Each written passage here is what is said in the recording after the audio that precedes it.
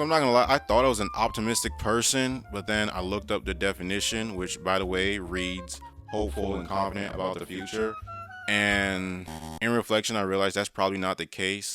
Well, it's the case, and then it stops being the case after I wake up from my sleep, and then it's like no hope. You know what I'm saying? Like something about seeing the sunrise to me personally just screams out red flag. You know, it's like that's not good. You know, it's like I'm seeing the sunrise and I'm just like, hey, what are you doing here so early?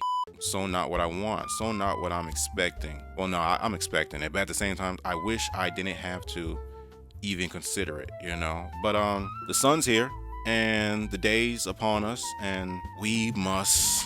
I don't know. I don't even like that must word. It's one letter short from musty, and truth be told, I am. I'm asking why. Why?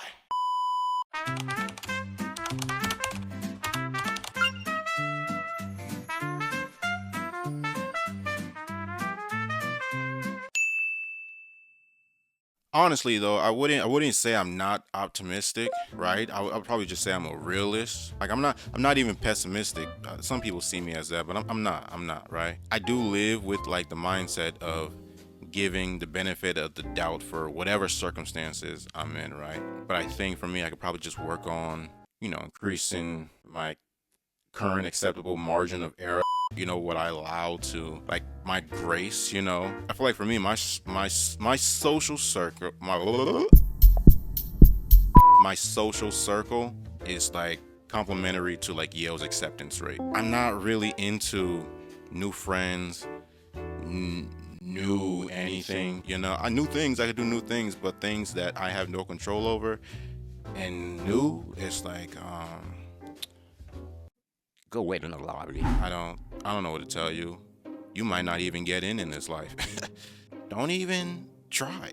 But yeah, I don't even know what to make of that. But I do have grace. I think I'm just trying to extend it. Okay, let me explain this.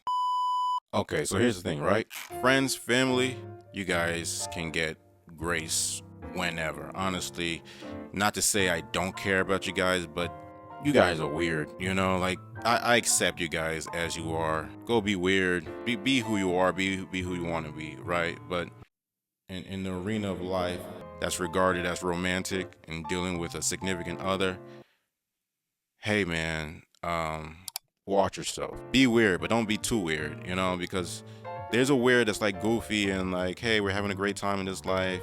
But there's a weird that's like, I'll kill you. Not really. Really.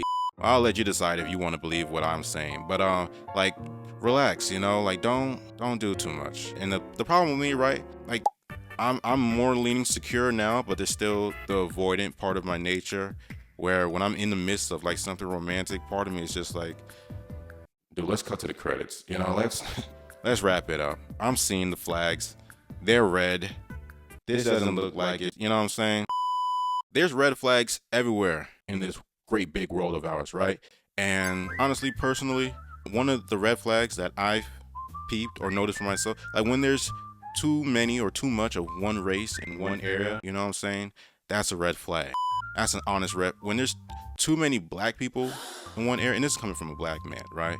Too many black people in one area. I think I'm not optimistic about that, I feel like there's too many people willing to use poverty as an excuse to do something crazy.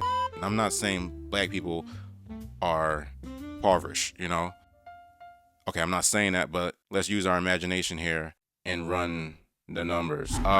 Yeah, it's not a good look, right? And so you kind of get worried about that. It's like, okay, who here has anything to lose? And it's like 0 hands are raised. And he's like, okay, yeah, no, I have something to lose though.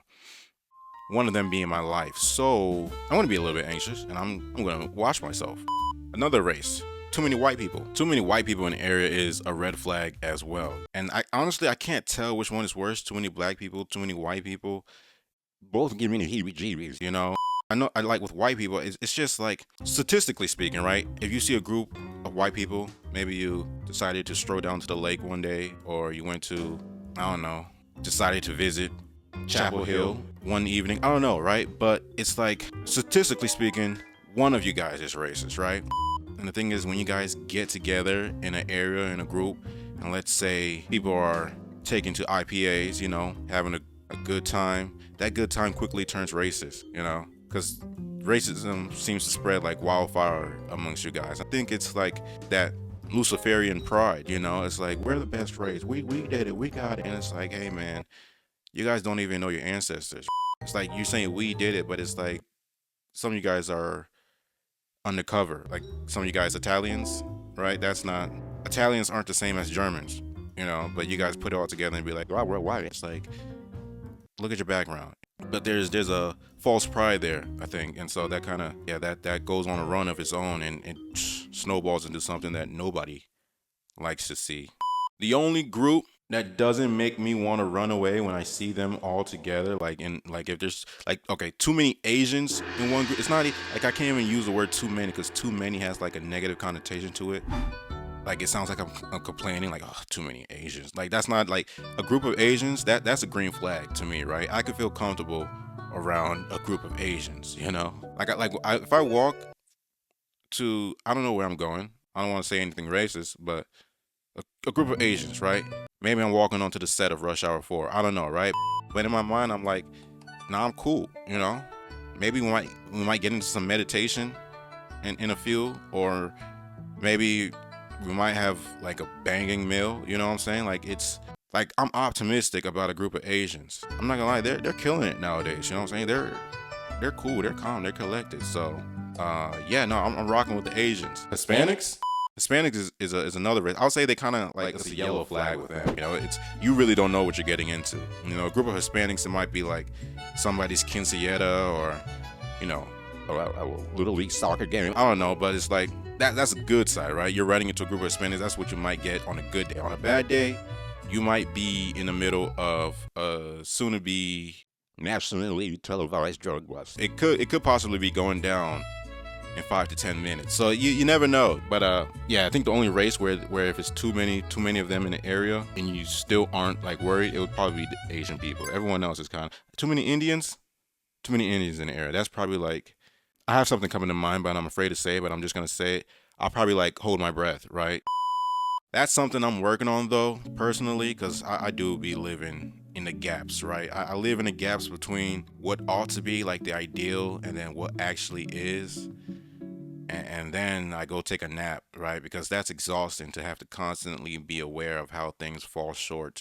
I think it's important, right, to take notes on how things can go bad, which I'm very good at that. My mind will tell me, hey, there are 5,000 ways you could die right now, and all I did was walk into Starbucks. But it's like, that's my mind, right? But I think my mind, or what I could work on, is like understanding that that's there, right? But it doesn't need to be all there is to it, right? You can't stay cynical in life. You got to practice and retrain your mind to trust the gap, right?